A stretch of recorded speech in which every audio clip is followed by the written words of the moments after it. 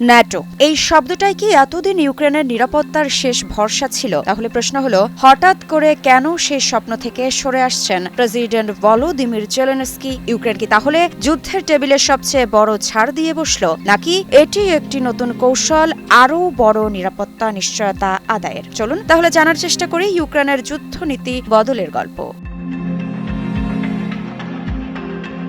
Ukraine দীর্ঘদিন ধরেই বলে এসেছে ন্যাটোর সদস্যপদই রাশিয়ার আগ্রাসনের বিরুদ্ধে একমাত্র কার্যকর ঢাল। কিন্তু সেই অবস্থান থেকে এবার সরে আসার ইঙ্গিত দিলেন স্বয়ং প্রেসিডেন্ট জেলেনস্কি। গত 14 ডিসেম্বর ইউরোপীয় নেতাদের সঙ্গে শান্তি আলোচনা করতে জার্মানির বার্লিনে পৌঁছে এই গুরুত্বপূর্ণ বার্তা দেন তিনি। এমনটাই জানিয়েছে সংবাদ মাধ্যম আল জাজিরা।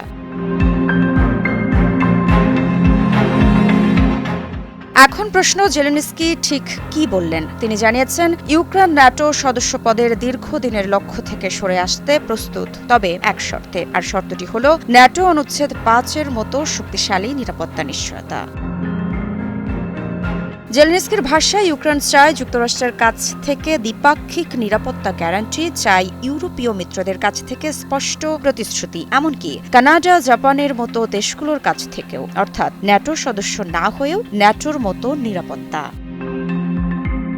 কিয়েভের দৃষ্টিতে এটি ইউক্রেনের পক্ষ থেকে একটি বড় সমঝোতা, কারণ বহু বছর ধরেই ইউক্রেন বিশ্বাস করে এসেছে ন্যাটো সদস্যপদই রাশিয়ার ভবিষ্যৎ হামলা ঠেকানোর সবচেয়ে শক্তিশালী গ্যারান্টি। আজ সেই অবস্থান থেকে সরে আসা মানে ইউক্রেন বাস্তবতার মাটিতে নেমে আসছে।